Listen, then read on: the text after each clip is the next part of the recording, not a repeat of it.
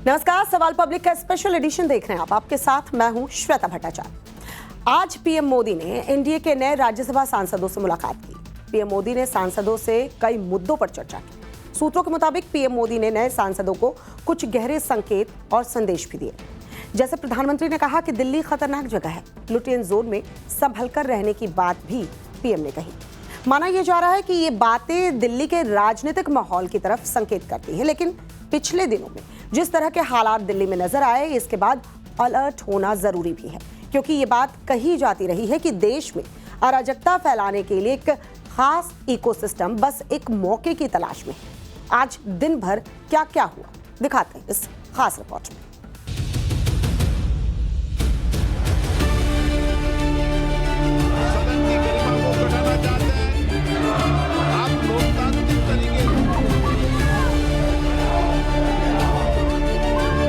मांग यही है, प्रधानमंत्री सदन में आए, होम मिनिस्टर सदन में आए, अपना बयान दे, डिस्कशन हो जाए। ये नौटंकी कर रहे हैं, ये भीतर में नौटंकी, बाहर में नौटंकी, प्रदर्शन, ये क्या है? लोकतंत्र यही है।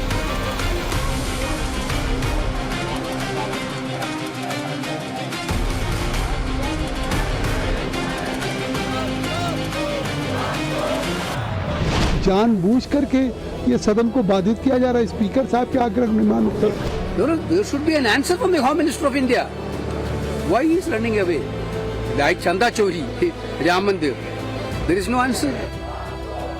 कोई हाथ भी न मिलाएगा जो गले मिलोगे तपाक से। ये नए मिजाज का शहर है, जरा फासले से मिला करो। बुधवार को पीएम मोदी की एनडीए के नए राज्यसभा सांसदों की मुलाकात हुई तो जो बात पीएम मोदी ने उनसे कही उसका लब्बो लुआब कुछ यही था। खासकर दिल्ली की हवा, दिल्ली की सियासी फिजा और लुटियन जोन के सियासी मकड़जाल को लेकर। तो एक तरफ देश की राजधानी में सियासी पारा चढ़ा हुआ है, मॉनसून सत्र में जहां विपक्षी बवाल काट रहे हैं, संसद का कामकाज ठप किए बैठे हैं। इसी बीच पीएम मोदी की मुलाकात हुई एनडीए के नए राज्यसभा सांसदों से नाश्ते की टेबल पर। आज सुबह पीएम मोदी ने एनडीए के राज्यसभा सांसदों से मुलाकात की। सबसे खास बात ये रही पीएम मोदी की वो सीख जिसकी खूब चर्चा हो रही है। सूत्रों के मुताबिक बैठक में पीएम ने नए राज्यसभा सांसदों से कहा कि दिल्ली एक खतरनाक जगह है और वो लुटियन जोन से संभल कर रहे हैं। अब ऐसे में चर्चा ये है कि पीएम मोदी का संकेत किस ओर था। दरअसल दो नजरिए से पीएम मोदी की ताकीद का विश्लेषण हो रहा है। क्या पीएम मोदी का मंतव्य नए सांसदों को सुरक्षा को लेकर आगाह करना था, या फिर लुटियन जोन और दिल्ली की घुटी हुई राजनीति से सचेत करना था? हालांकि पीएम मोदी की आगे की बातचीत में ये बात और स्पष्ट हुआ, जिसमें प्रधानमंत्री ने नए राज्यसभा सांसदों से बात करते हुए ये कहा कि उन्हें लुटियंस में मकर जाल से बचना होगा। आज राज्यसभा के नए सांसदों के साथ प्रधानमंत्री ने नाश्ता किया और कल लोकसभा के नए सांसदों के साथ उनकी मुलाकात होगी। प्रधानमंत्री नरेंद्र मोदी से मुलाकात करने वाले सांसदों में नितिन नवीन, सुष्मिता देव, राजेंद्र गुप्ता, राहुल सिंह, स्वाति मालीवाल, राघव चड्ढा, अशोक मित्तल, संदीप पाठक, विक्रमजीत सिंह साहनी और दूसरे सांसद शामिल थे। पीएम मोदी ने सभी सांसदों से कहा कि वो सदन में ज्यादा वक्त गुजारें। तो क्या पीएम मोदी की तरफ से एनडीए के नए राज्यसभा सांसदों को टिप्स देने की वजह थी कि दल बदल कर आए सांसदों को सतर्क किया जाए, लुटियन संस्कृति के प्रभाव से उन्हें दूर रखा जाए, उन्हें जमीनी हकीकत से जुड़ाव रखने के लिए प्रेरित किया जाए? और क्या पीएम मोदी का एनडीए के राज्यसभा सांसदों को किसी भी तरह के विवादों से बचकर रहने का संदेश था? वैसे हल्की बारिश के दौर ने दिल्ली की हवा भले थोड़ी साफ कर दी हो, दिल्ली वालों को राहत दी हो, लेकिन संसद में विपक्ष ने हवा रोकी हुई है। संसद की कार्यवाही ठहरी हुई है। विपक्ष के हंगामे और रोड़े अटकाने के सिवाय और कुछ होता दिख नहीं रहा। मांग यही है, प्रधानमंत्री सदन में आए, होम मिनिस्टर सदन में आए, अपना बयान दे, डिस्कशन हो जाए। We are ready to take discussion. अगर डिस्कशन हुआ तो इस हल निकलेगा ना। अगर डिस्कशन नहीं है तो वो घर में बैठ के बात करेंगे, घर में सो जाएंगे, ये कैसा हो जाता है। कहा यह जा रहा है कि विपक्ष की कोशिश हंगामा करके कई बड़े बिलों को पास होने में रोड़े अटकाने की है। इसमें दो बेहद महत्वपूर्ण और मोदी सरकार के सर्वाधिक प्रतीक्षित बिल माने जा रहे हैं, जिसमें एक है परिसीमन बिल और दूसरा है FCRA बिल। सूत्रों के मुताबिक संभव है कि संसद का मॉनसून सत्र 13 अगस्त को समाप्त होने के बाद तत्काल सत्रावसान न हो, ताकि जरूरत पड़ने पर विशेष सत्र बुलाया जा सके। लेकिन फिलहाल विपक्ष अड़ा है कि पीएम मोदी और गृह मंत्री अमित शाह सदन में आए, राम मंदिर दान चोरी और छात्रों पर लाठीचार्ज पर जवाब दें। There should be an answer from the Home Minister of India. Why he is running away? Like Chanda Chori, Ram Mandir. There is no answer. We are asking only for a discussion. What happened in the Ram Mandir donation? These people who are so-called bhaktas now completely are stealing the money of Lord Rama. There is no accountability. There is no investigation, proper investigation. These are the issues. जो लोग सदन को जबरदस्ती नहीं चलने दे रहे हैं और अपना उपस्थिति में अटेंडेंस भी बनाते हैं, ऐसे लोगों का कोई नैतिक दायित्व नहीं है कि लोकतंत्र की बात करे। ये नौटंकी कर रहे हैं, ये भीतर में नौटंकी, बाहर में नौटंकी, प्रदर्शन, ये क्या है? लोकतंत्र यही है। विपक्ष के हंगामे, शोर शराबे और गतिरोध को समाप्त करने की कोशिशों के बीच संसदीय कार्य मंत्री किरेन रिजिजू ने कांग्रेस नेता राहुल गांधी और प्रियंका वाड्रा के साथ मुलाकात की। बैठक का मकसद सत्ता पक्ष और विपक्ष के बीच बने टकराव को कम करना और सदन की कार्यवाही को सुचारू रूप से चलाने के लिए सहमति का रास्ता तलाशना बताया जा रहा है। हाल ये है कि मॉनसून सत्र के कुल निर्धारित 25 दिनों में से आधे से ज्यादा समय बीत चुका है, मगर हर दिन प्रश्नकाल और शून्यकाल हंगामे की भेंट चढ़ रहे हैं। रोजाना सदन शुरू होते ही कुछ ही मिनटों के भीतर कार्यवाही को दोपहर या अगले दिन तक के लिए स्थगित करना पड़ रहा है। लगातार पार्लियामेंट का कामकाज नहीं चल रहा है।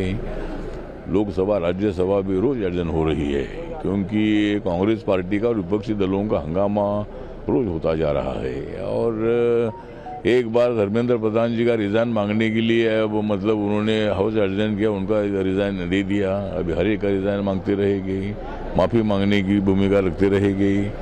तो मुझे लगता है कि इनको कोई बहाना चाहिए।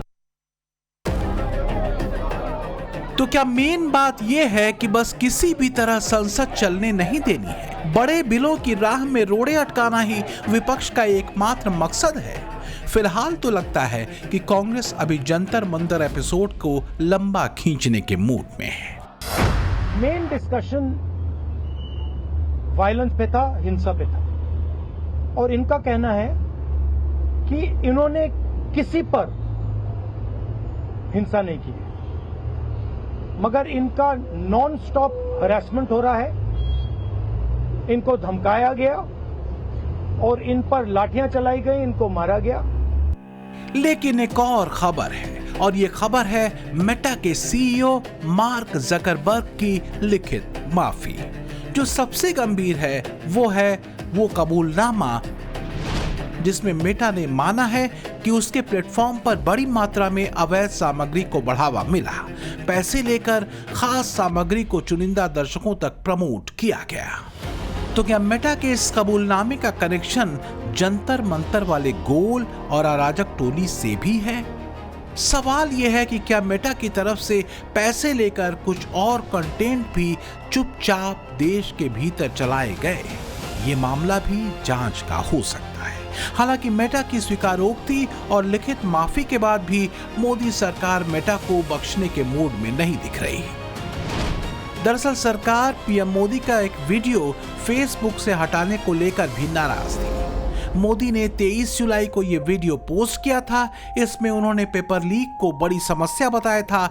उन्होंने ऐसे मामलों की जल्द सुनवाई के लिए फास्ट ट्रैक कोर्ट बनाने की भी बात कही। तो क्या किसी खास मकसद से पीएम मोदी का वो वीडियो हटा दिया गया? फिलहाल तो विपक्षी हंगामा मचा हुआ है। जनता के काम इस विपक्षी राजनीति में ठप पड़े। बीजेपी कहती है कि कांग्रेस संसद की कार्यवाही में गतिरोध पैदा करके हर रोज जनता के गाढ़े पैसे को बर्बाद करके अपने नेता की इमेज को बनाने में लगी है और कांग्रेस की कुल जुगत अपने नेता के करियर को बनाने में। श्री राहुल गांधी जी के पास ना विकास है, ना विजन, ना कोई सकारात्मक एजेंडा और उनकी पूरी की पूरी राजनीति केवल आरोपों पर आधारित रहती है या भ्रम पर आधारित रहती है और हमेशा तथ्यों का अभाव होने के कारण वो राष्ट्रीय संस्थाओं पर भी आघात करते हैं और वैचारिक संगठनों पर भी वो प्रहार करते हैं।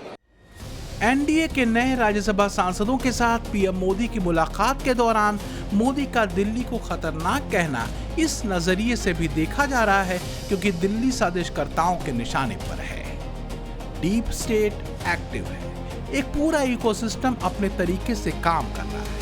अब देखिए, पंजाब पुलिस ने कथित आतंकी साजिश के मामले में 4 नाबालिगों समेत 9 लोगों को गिरफ्तार किया है।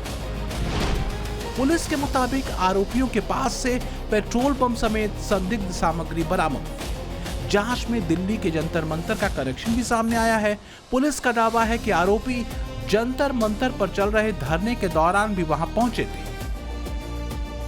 हालांकि पीएम मोदी के खतरनाक दिल्ली और लुटियन जोन में संभल कर चलने वाली बात का संकेत सियासी ज्यादा है। इस सब के बीच विपक्षी हंगामे और शोर शराबे वाली भीड़ में शामिल हर चेहरे को पता है कि मोदी जो ठान लेते हैं पूरा करके छोड़ते हैं और फिलहाल परिसीमन से लेकर FCRA बिल तक पर मोदी सरकार का संकल्प अटल है। Bureau report, Times now, Navbharat. 2027 की लड़ाई में क्या अखिलेश यादव ने चुनावी रणनीति बदल दी है? अब अखिलेश यादव की योगी आदित्यनाथ के हार्डकोर वोट बैंक पर नजर है। जनेश्वर मिश्र की जयंती के बहाने ब्राह्मण सम्मेलन हो या राम मंदिर चढ़ावा चोरी का सवाल, समाजवादी पार्टी अब हिंदू वोट बैंक में अपना दायरा बढ़ाने की कोशिश कर रही है। अखिलेश यादव पीडीए में पी को पंडित से जोड़कर ब्राह्मणों को साधने में लगे।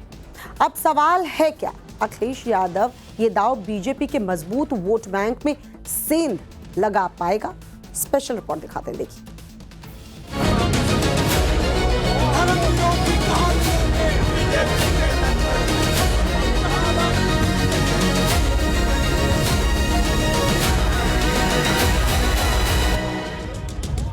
इसे समय की मांग कहें या चुनावी मजबूरी, कभी राम मंदिर से दूरी बनाए रखने वालों के हाथ में आज प्रभु श्री राम की फोटो है और दान पेटियों में अपने ही साथियों से चंदा इसलिए मांग रहे हैं ताकि जनता को बता सकें कि वही भगवान राम के असली भक्त हैं। समाजवादी पार्टी दिल्ली से लेकर लखनऊ तक इस मुद्दे पर लगातार प्रदर्शन कर रही है। दूसरी तरफ यूपी में ब्राह्मण समाज को साधने की नई कवायद भी की जा रही है।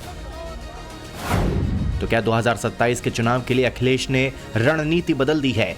क्या अखिलेश यादव हिंदुत्व के पिच पर चुनावी मैदान में उतरने जा रहे हैं? क्या बीजेपी के कोर वोट बैंक पर विरोधियों की सीधी नजर है?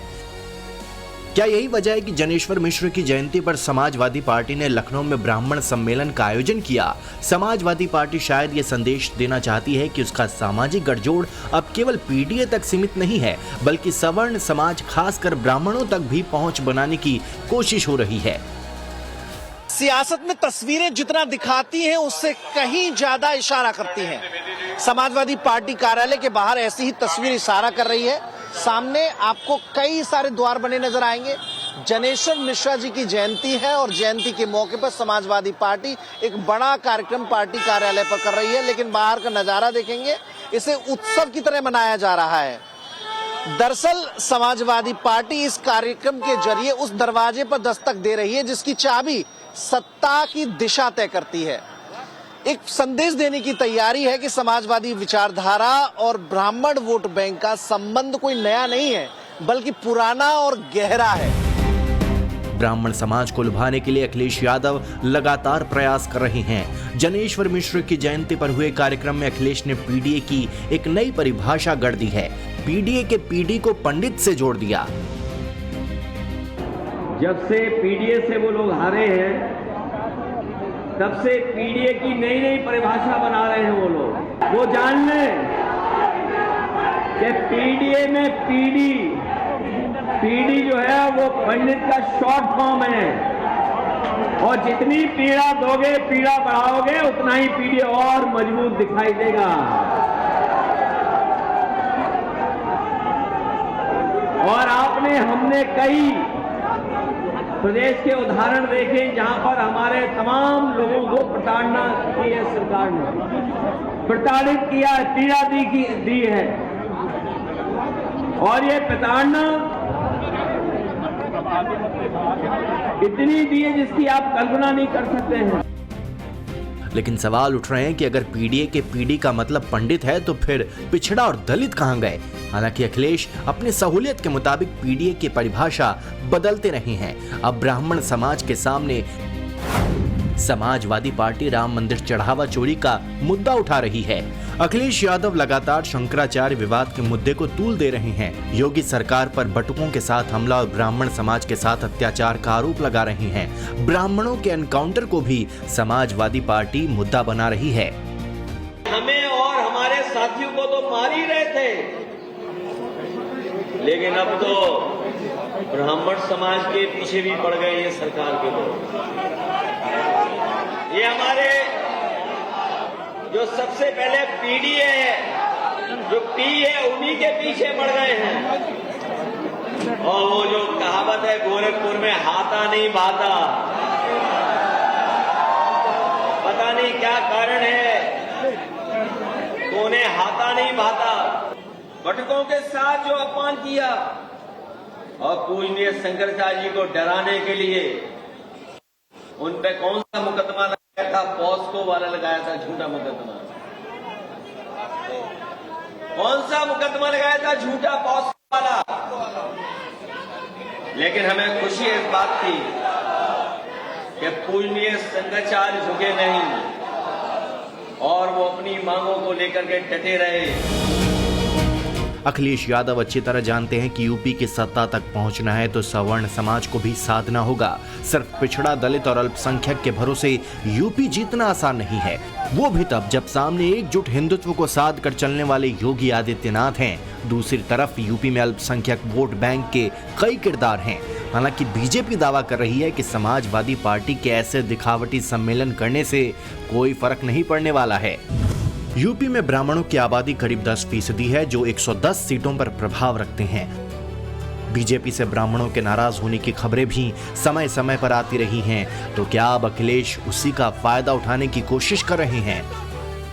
जनता मन बना चुकी है, जितने ब्राह्मण सभा के लोग हैं मन बना चुके हैं। इस बार से पूरे प्रदेश से, हर एक जिले से, 75 जिले से कम जो उस जिले को प्रेजेंट कर रहे हैं ब्राह्मण समाज के लोग, है ना, वो 99% लोग यहाँ पे आज की डेट में मौजूद है। ठीक है, और जिस तरीके से बीजेपी में अनादर हुआ, जो साथ दिया है ब्राह्मणों ने, उसके बाद जो उनके साथ अत्याचार और इस तरीके की चीजें हुई हैं, उसको देख के तो यही लगता है कि ब्राह्मण अब जुड़ा हुआ है। इस बार ब्राह्मण समाजवादी पार्टी को वोट ही करे। ये जो ब्राह्मण समाज है, ये पढ़ा लिखा बौद्धिक वर्ग से आता है, वो अपना अच्छा बुरा समझता है और कई बार ये प्रयास कर चुके हैं। जब जब इनके सरकारें रही हैं, सूबे में समाजवादी पार्टी की सरकार रही है, गुंडे, बदमाश, माफिया, लुच्चे, लफंगे पनपे हैं और केवल हमारे समाज पर ही इन्होंने अत्याचार, अनाचार किया है। आप कहते हैं कि ये नाराज वो नाराज, जब बड़ा परिवार होता है तो एक पिता के बारे में मैं कहता हूँ, एक पिता जो किसान है, वो जाड़ा आता है तो रजाई उसके लिए प्राथमिकता होती है, बेटी की शादी प्राथमिकता होती है। तो ये स्थिति है, घर में ये चलता रहता है, लेकिन एक परिवार एकजुट होकर के रहता है। वैसे पिछले विधानसभा चुनाव में 89% ब्राह्मणों ने बीजेपी को वोट दिया, जबकि सिर्फ 6% ब्राह्मण समाजवादी पार्टी के साथ थे। 1% ब्राह्मण वोट कांग्रेस को मिले थे। ब्राह्मण वोट के लिए अखिलेश यादव की बेचैनी समझी जा सकती है। कहा भी जाता है कि यूपी के सत्ता का रास्ता ब्राह्मण वोट बैंक की गलियों से होकर गुजरता है। अब तक का ट्रेंड भी यही कहता है। 2007 में मायावती जब सीएम बनी थी तब इन्हीं ब्राह्मण वोटों की सोशल इंजीनियरिंग ने उन्हें सूबे की सत्ता के शीर्ष पर बैठाया था। तब बीएसपी के 41 ब्राह्मण विधायक जीते थे। इसके बाद 2012 में जब समाजवादी पार्टी सत्ता में आई तब 21 ब्राह्मण इसी पार्टी से सदन में पहुंचे। 2017 में 46 और 2022 में 46 ब्राह्मण जीतकर बीजेपी से सदन पहुंचे और बीजेपी ने सरकार बनाई। अब समाजवादी पार्टी सिर्फ ब्राह्मण सम्मेलन ही नहीं कर रही है, राम मंदिर चढ़ावा चोरी को लेकर भी दिल्ली से लेकर लखनऊ तक सरकार को घेर रही है। यूपी विधानसभा के अंदर हंगामा और विधानसभा के बाहर लगातार समाजवादी पार्टी के नेताओं ने दान पेटी लेकर प्रदर्शन किया, जिसकी वजह से विधानसभा की कार्यवाही अनिश्चित काल के लिए स्थगित कर दी गई, जबकि सदन को 6 अगस्त तक चलना था। सीएम योगी आदित्यनाथ ने समाजवादी पार्टी को गरीब, किसान, युवा और महिला विरोधी बताया है। समाजवादी पार्टी के दोहरे चरित्र के खिलाफ जो दलित विरोधी है, पिछड़ा विरोधी है, युवा विरोधी है, किसान विरोधी है, महिला विरोधी है, गरीब विरोधी है, इन सब चेहरे का उजागर आज उत्तर प्रदेश सदन ने किया है कि इन लोगों का चेहरा और लोकतांत्रिक और संवैधानिक और इस पूरे तबके के साथ अन्याय करने वाला रहा है, अनर्थ करने वाला रहा है। समाजवादी पार्टी के इस अलोकतांत्रिक और संवैधानिक व्यवहार को, जो शर्मनाक व्यवहार लगातार सदन में देखा गया है, हम इसकी निंदा करते हैं। इससे ये पता चलता है कि सदन का समय वह केवल बर्बाद करना चाहते हैं, प्रदेश की जनता से उनका कोई लेना देना नहीं। बीजेपी विकास के मुद्दे पर बात कर रही है, लेकिन जिस एकजुट हिंदू वोट बैंक की बात सीएम योगी करते रहे हैं, क्या समाजवादी पार्टी ने उसमें सेंधमारी का प्लान तैयार कर लिया है? सवाल ये भी है कि बीजेपी के सामने इसकी काट क्या है? फिलहाल समाजवादी पार्टी का हौसला इसलिए भी बुलंद है क्योंकि बिहार के बांकीपुर और मध्य प्रदेश के दतिया में बीजेपी उपचुनाव हार गई। राम मंदिर चढ़ावा चोरी और दिल्ली में छात्रों के आंदोलन के बाद ये पहला चुनाव था। ये दूसरों पे आरोप लगाते थे कुछ, लेकिन हमें खुशी है कि युवाओं ने उन्हें सबक सिखा दिया है और अभी चुनाव में जब वोट पड़ेगा उस समय पता लगेगा कि इनके खिलाफ कितना मतदान होने जा रहा है। राजनीति के जानकारों का यह भी कहना है कि यूजीसी पर सरकार के नए नियम से सवर्ण और सामान्य जाति के लोग नाराज हैं। ये नाराजगी दिखाई भी दी। कई छात्र संगठनों ने इसे काला कानून भी बताया। करणी सेना भी प्रदर्शन कर रही है, तो क्या ये नाराजगी भी चुनावी नतीजों में नजर आ रही है? मीडिया रिपोर्ट के मुताबिक बांकीपुर सीट पर जनसुराज को 29% कायस्थ वोट मिले, जबकि बीजेपी को 21% कायस्थ वोट का नुकसान हुआ। जनसुराज को 40% भूमिहार वोट मिले, बीजेपी को 20% भूमिहार वोट का नुकसान हुआ। जनसुराज को 45% ब्राह्मण वोट मिले, जबकि बीजेपी को 43% ब्राह्मण वोट का नुकसान हुआ। जनसुराज को 40% राजपूत वोट मिले और बीजेपी को 32% राजपूत वोट का नुकसान हुआ। फिलहाल आगे सिर पर यूपी विधानसभा के चुनाव हैं। ऐसे में सवाल है कि क्या समाजवादी पार्टी अपनी रणनीति को वोट में तब्दील कर पाएगी? सवाल यह भी है कि क्या चुनाव तक बीजेपी नाराज सवर्ण समाज को मनाकर हिंदू वोट बैंक को एकजुट कर लेगी? Bureau report, Times Now Bharat. लाल सागर से आई एक खबर ने पूरी दुनिया को हिलाकर रख दिया। यमन के तट के पास भारतीय झंडे वाले मालवाहक जहाज MSV फैज नूरे ओलिया को प्रोजेक्टाइल से उड़ा दिया गया। जहाज समंदर में समा गया। यमन सरकार हूती विद्रोहियों पर उंगली उठा रही है, लेकिन सवाल सिर्फ एक जहाज का नहीं। ईरान अमेरिका के बीच छिड़ी जंग की आग में आखिर भारतीय हितों को बार बार निशाना क्यों बनाया जा रहा है? क्या ये भारत को घेरने की कोई अंतरराष्ट्रीय साजिश है? स्पेशल रिपोर्ट दिखाते हैं, देखिए जरा। तारीख 4 अगस्त 2026, जगह यमन का तट। लाल सागर की लहरों पर तैरता भारतीय जहाज अचानक एक जोरदार धमाके से कांप उठता है। एक विस्फोटक ड्रोन बोट सीधे भारतीय झंडे वाले जहाज MSV फैज नूरे औलिया से टकराती है। पानी जहाज के अंदर घुसता है और देखते ही देखते करोड़ों के माल से लदा भारत का ये कमर्शियल जहाज समंदर की गहराई में दफन हो जाता है। गनीमत रही कि यमन की नौसेना और कोस्ट गार्ड ने तत्परता दिखाई। जहाज पर मौजूद सभी 13 भारतीय क्रू को सुरक्षित निकाल लिया गया, लेकिन इस धमाके ने भारत को हाई अलर्ट पर डाल दिया है। इस हमले के बाद मिडिल ईस्ट में हड़कंप मच गया। यमन की अंतर्राष्ट्रीय स्तर पर मान्यता प्राप्त सरकार ने बिना वक्त गवाए उंगली हुती विद्रोहियों की तरफ उठा दी। यमन सरकार का साफ कहना है कि हुती मिलिशिया ने बाब-अल मंदेब और लाल सागर को युद्ध का मैदान बना दिया है। यमनी विदेश मंत्रालय ने कहा, यह हमला हुती आतंकवादी मिलिशिया की लगातार जारी आपराधिक गतिविधियों और हमलों की कड़ी का हिस्सा है। हुती समूह लाल सागर, बाब-अल मंदब स्ट्रेट और अदन की खाड़ी में बंदरगाहों और समुद्री नौवाहन के लिए खतरा पैदा कर रहा है। साथ ही वह आर्थिक और व्यापारिक हितों को भी ऐसे तरीके से प्रभावित कर रहा है जिससे क्षेत्रीय सुरक्षा और स्थिरता कमजोर पड़ रही है। दूसरी तरफ हुती विद्रोही सऊदी अरब की आर्थिक नाकेबंदी का दावा कर रहे हैं। हालांकि इस भारतीय जहाज पर हुए हमले को लेकर हुतियों ने रहस्यमयी चुप्पी साध रखी है, लेकिन भारत का रुख बिल्कुल साफ और सख्त है। भारतीय विदेश मंत्रालय ने इस हमले को बिना उकसावे की कायराना हरकत बताया है। भारत ने दो टूक शब्दों में वैश्विक मंच पर कह दिया है कि अंतर्राष्ट्रीय जलमार्गों में कमर्शियल जहाजों पर हमले तुरंत रुकने चाहिए। विदेश मंत्रालय ने अपने बयान में कहा, हम भारतीय झंडे वाले वाणिज्यिक पोत MSV फैज नूरे औलिया पर हुए हमले की कड़ी निंदा करते हैं। क्षेत्र में वाणिज्यिक जहाजों पर लगातार हो रहे हमले गंभीर चिंता का विषय है। इस क्षेत्र में वाणिज्यिक जहाजों को निशाना बनाए जाने की घटनाएं तत्काल बंद होनी चाहिए। ये हमला कोई इकलौती घटना नहीं है।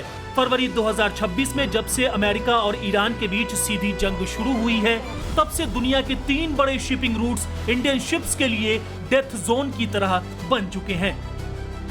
जुलाई 2026 में ओमान के तट पर कंटेनर जहाज GFS गैलेक्सी पर ईरानी सेना ने वार्निंग शॉट दागे, जहां अभी भी एक भारतीय नाविक लापता है। जून में ओमान के तट के पास अमेरिकी सेना ने MT सेटिबेलो जहाज पर मिसाइल हमला किया, जिसमें 3 भारतीय नाविकों की मौत हो गई। अमेरिकी लड़ाकू विमान ने ओमान की खाड़ी में MT मारिवक्स पर मिसाइल दागी। हमले के बाद इस तेल टैंकर में भीषण आग लग गई थी। जहाज पर मौजूद सभी 24 भारतीय नाविकों को सुरक्षित रेस्क्यू किया गया था।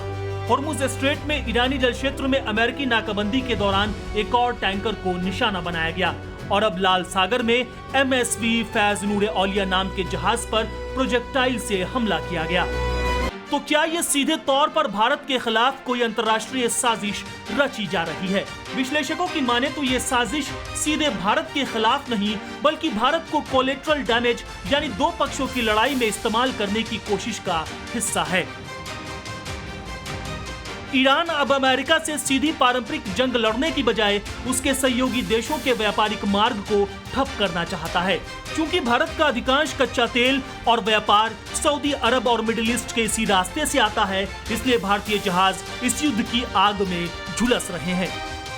सुरक्षा के लिहाज से अपनी लोकेशन बंद कर रहे हैं, जिससे युद्ध क्षेत्र में गलत पहचान के कारण भी हमले हो रहे हैं।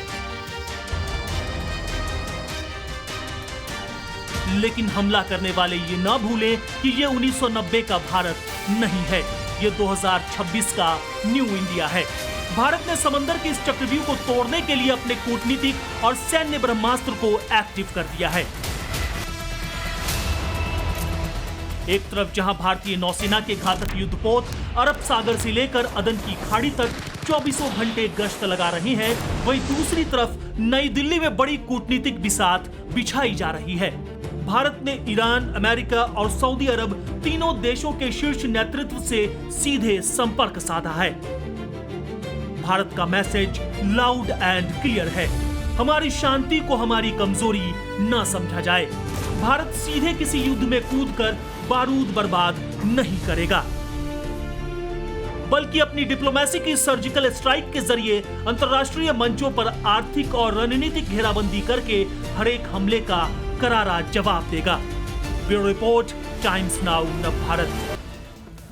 पाकिस्तान में चल क्या रहा है? क्या फिर से सत्ता बदलने वाली है? क्या शहबाज शरीफ की विदाई की स्क्रिप्ट तैयार हो चुकी है? एक तरफ तो पीओजे अभी तक शांत नहीं हुआ है, ऊपर से शहबाज शरीफ के मंत्री अपनी सरकार पर ही सवाल उठा रहे हैं। कहीं ऐसा तो नहीं कि इसके पीछे मुनीर की कोई चाल हो? क्या मुनीर के मुशर्रफ प्लान में फंसकर शहबाज का वही हाल होगा जो कभी नवाज शरीफ का हुआ था? देखिए, क्या पाकिस्तान में कुछ बड़ा होने वाला है? क्या शहबाज शरीफ के दिन लद गए हैं? कहीं ऐसा तो नहीं कि शहबाज का वही हाल होगा जो कभी नवाज शरीफ का हुआ था? पाकिस्तान के गृह मंत्री मोहसिन नकवी के एक बयान के बाद इस बात की चर्चा जोर पकड़ रही है। शहबाज के मंत्री किस घोटाले की बात कर रहे हैं? आखिर किसे 21 सालों से पैसा खिलाया गया? मोहसिन नकवी के इस बयान के बाद कयास लगाए जा रहे हैं कि शहबाज सरकार की उल्टी गिनती शुरू हो गई है।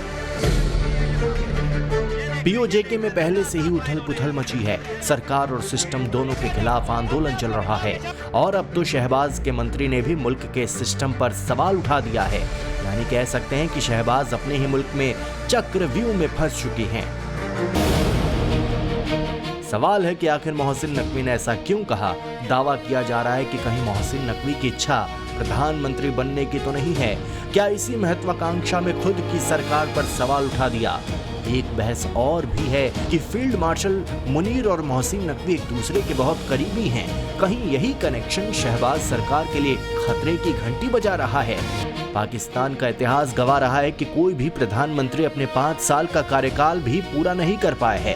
एक तो पहले ही शहबाज की सरकार बिलावल भुट्टो की पीपीपी के बैसाखी के भरोसे चल रही है और नकवी के बयान के बाद इस बात की संभावना से इनकार नहीं किया जा सकता कि शहबाज की विदाई का वक्त करीब आ गया है।